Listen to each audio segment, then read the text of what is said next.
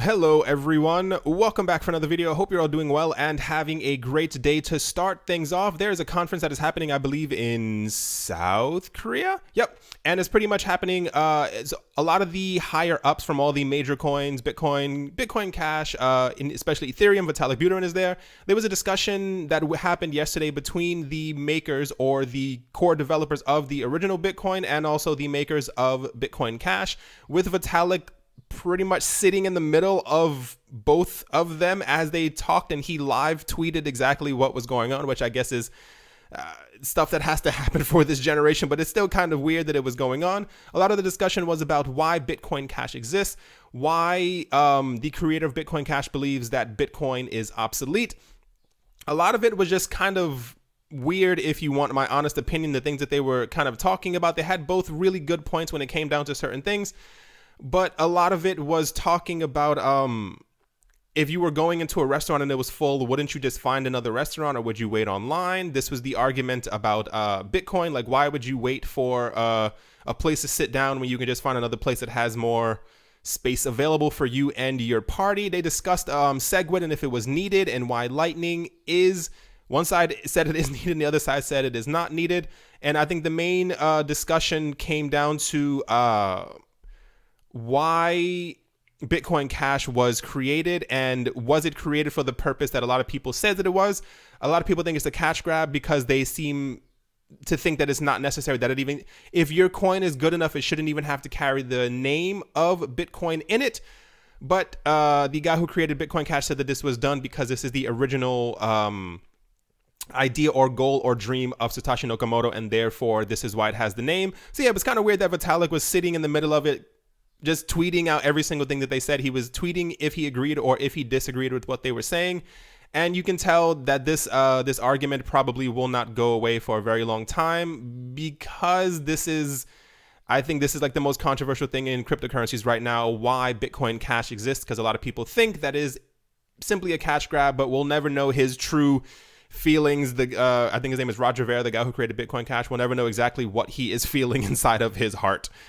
Next up, for those who do not know, John McAfee is someone who posts daily on Twitter about cryptocurrencies.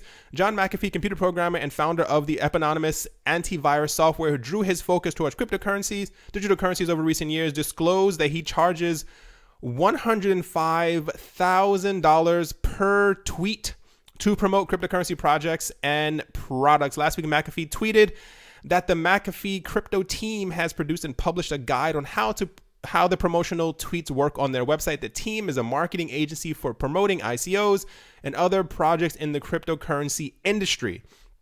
Part of my issue is, and the reason I haven't really I've spoken to him a couple of times, but not really in depth.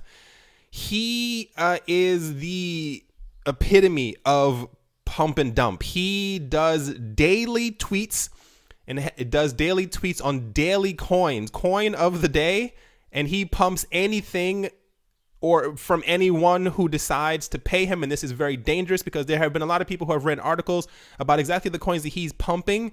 The next day they get dumped and people lose tons of money. According to data provided for the guide, a series of polls carried out by McAfee reveals that 259,000 of his followers on Twitter have more than 50% of their total assets in cryptocurrencies, and 224,000 followers represent at a minimum $4.8 billion in crypto investments. There have been a lot of people who have written things, who have followed his word for a couple of weeks, thinking that he knew exactly what was going to happen in the market.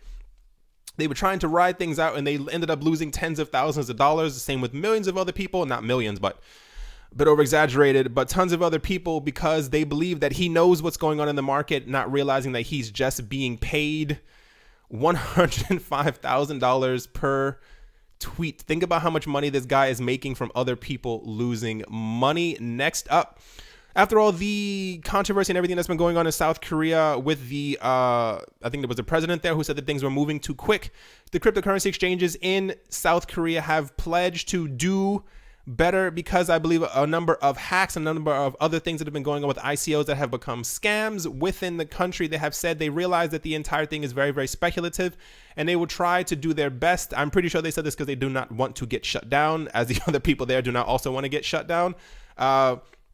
But this is just part of, I assume it was just kind of saving face in front of everyone else who was at this conference or at this meeting, to try and tell everyone that things will get a bit better, because there was a lot of heat in the cryptocurrency market in South Korea, which caused them to actually have a higher premium than the rest of the world. They were paying higher prices for cryptocurrencies than everybody else. So I assume they're going to try and put the brakes on this, because I don't think it's South Korea. One of the other countries that we were talking about yesterday, they announced that they were going to have a cap on how much money can go in and out of crypto exchanges at one time by a single person, because you shouldn't be able to just dump $50,000 and or $1 million at one time into an exchange or out of an exchange, because it drives the market insane.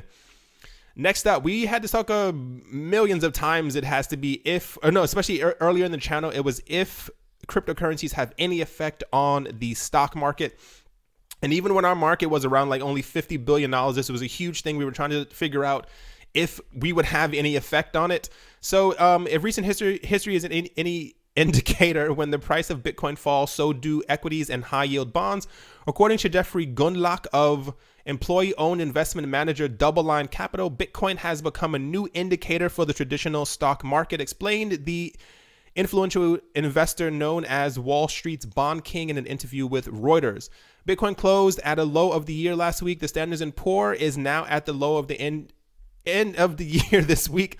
Bitcoin keeps leading. Gundlach's statement is ultimately a reiteration of what he's been claiming for months.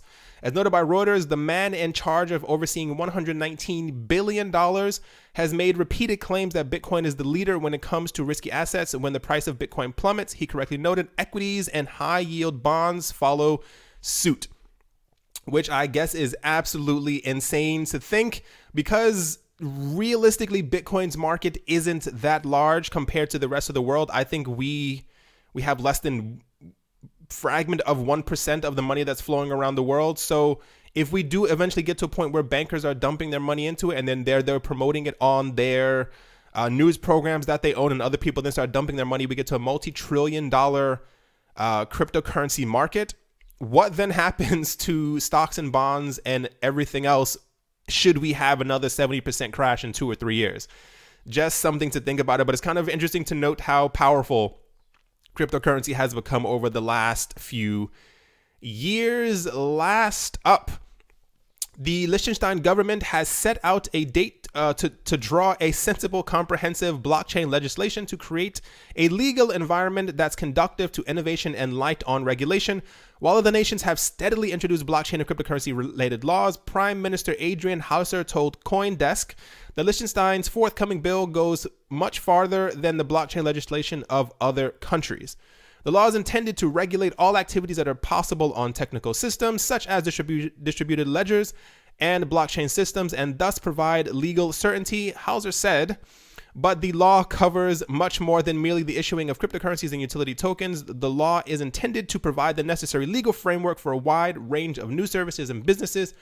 Oh my gosh, sorry, my English is absolutely horrible today. I totally apologize. I actually just woke up. Sorry about all of this. I know it sounds insane. Models relating to these technologies. Liechtenstein isn't a country that you hear about often and or ever in the news in any way, especially when it comes to finance. But I do give them a thumbs up for being smart and or smarter than other countries when it comes to pulling off regulations, because these are the countries that will have money dumped into their systems, because you have to have some type of framework and or legal backing that'll make it nice for cryptocurrencies and or ICOs and or blockchain in general to thrive in your country. And this is exactly what they have done. Once again, I apologize. I really just woke up. There was so much news and I was like, okay, let me make a video right now. I do apologize for my horrible grammars. I hope you guys have a great day. Thank you once again for watching. I hope you guys enjoyed. And yeah, I will talk to you all soon. See you.